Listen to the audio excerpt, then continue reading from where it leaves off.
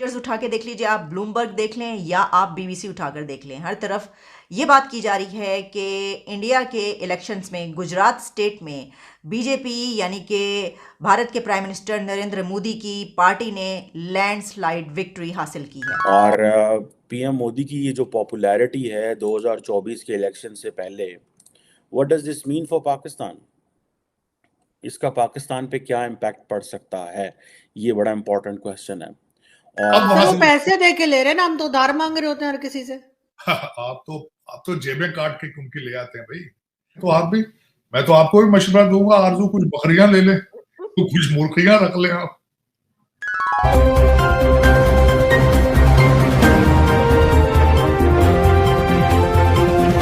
Hello friend, welcome again to our channel India first.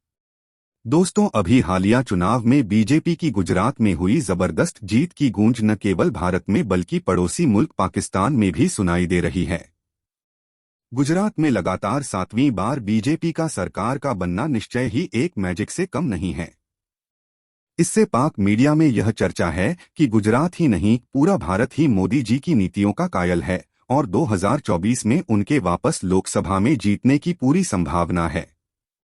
इससे पूरे पाकिस्तान में एक अजीब से डर का माहौल बन गया है। आइए इसी मुद्दे पर आधारित इस इंटरेस्टिंग वीडियो को देखते हैं।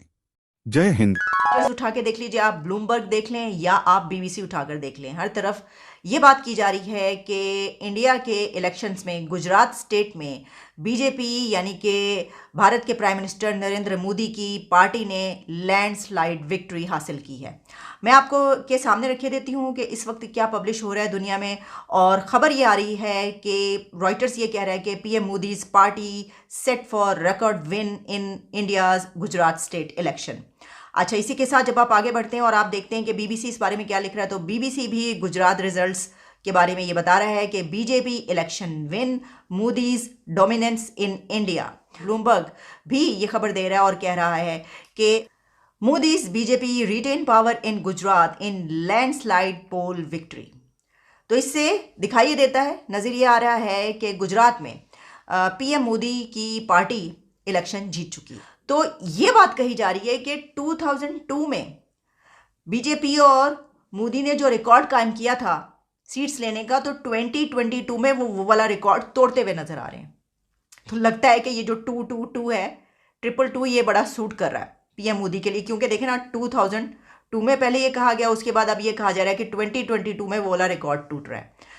तो इससे पता ये चलता है कि कदम जो है वहाँ पर अभी तक जमे हुए हैं बीजेपी की, यानी जो इस वक्त वहाँ पर हुक्मरान पार्टी है वो जिस तरह कहा जा रहा है लैंडस्लाइड विक्ट्री हासिल करती हुई नजर आ रही है। एक नेशनलिज्म का उनका एजेंडा बड़ा उनका कामयाब रहा है, और इसके अलावा इकॉनमी जो है उसको ऊपर ले जाने का उनका एजेंडा वो उन्होंने करके दिखा दिया है। उनके ही दौर में जो है वो भारत 5th लार्जेस्ट इकॉनमी बन गया, अब उसको 3rd लार्जेस्ट इकॉनमी कहा जा रहा है। तो ये ज़ाहिर के कामयाबी के इंडिकेटर्स हैं। अब क्या कामयाबी के ये इंडिकेटर्स जो हैं वो 2024 में भी मोदी की पार्टी को ही जितवाएंगे, ये हमें पता चल जाएगा। जो इलेक्शन चल रहे हैं इंडिया के अंदर, तो अगर आप गुजरात में देखें तो गुजरात में तो बड़ी लैंडस्लाइड विक्ट्री मिली है प्राइम मिनिस्टर मोदी को। और पीएम मोदी की ये जो पॉपुलैरिटी है 2024 के इलेक्शन से पहले, what does this mean for Pakistan? इसका पाकिस्तान पे क्या इम्पैक्ट पड़ सकता है? ये बड़ा इंपॉर्टेंट क्वेश्चन है। और होम स्टेट है, 7वीं दफा स्ट्रेट बीजेपी गवर्नमेंट बना रही है, 7th टाइम। और 100 जिसे कहते हैं ना 182 की असेंबली है, और 182 पे 156 पे जो प्राइम मिनिस्टर मोदी की पार्टी खड़ी हुई। अब इमेजिन कर लें कि सिर्फ 15-20 सीटें जो हैं, 20 सीटें से भी कम जो हैं, 25 सीटें शायद कह लें आप, जो हैं वो लूज की हैं। तो कितना ज़्यादा होल्ड है, और इसका जारी बात है इम्पैक्ट पूरे इंडिया में पड़ता है। इसी तरह अगर आप देखें, मैं देख रहा था जो क्या नाम है उसका, हिमाचल प्रदेश में आई थिंक असेंबली इलेक्शंस हो रहे हैं। वहाँ पे आईएनसी थोड़ी आगे इस वक्त चल रही है, लेकिन मेरा ख्याल है कोई इतना लंबा चौड़ा फर्क नहीं है। लेकिन ये जो प्राइम मिनिस्टर मोदी की विक्ट्री है, what does this mean for Pakistan? और मोदी का जो अपना कंट्रोल है वो अपने स्टेट में तो है ही है, लेकिन आप ये इमेजिन करें कि जो मोदी का कंट्रोल है वो पूरे इस वक्त इंडिया में भी है। और अपनी होम स्टेट से 7वीं दफ़ा जीतना, दैट मेक्स द केस। इसमें ये है कि जो कांग्रेस पार्टी है वो तो उसका तो कोई नामो निशान भी नहीं नज़र आ रहा आपको। जो हिमाचल प्रदेश में शायद दोबारा कांग्रेस जो है वो जीत जाए, वरना अगर आप देखें इधर गुजरात वगैरह में या दिल्ली के भी जो इलेक्शंस हुए हैं तो the BJP was making an impact. Political instability की एक बहुत बड़ी मिसाल नजर आ रही है। मोदी साहब इलेक्शन जीत चुके हैं गुजरात से। हिमाचल में शायद वहां पे कांग्रेस आ जाए, अभी तक उनके पूरे रिजल्ट वापस नहीं आए। न्यू दिल्ली में आम पार्टी जीत चुकी है।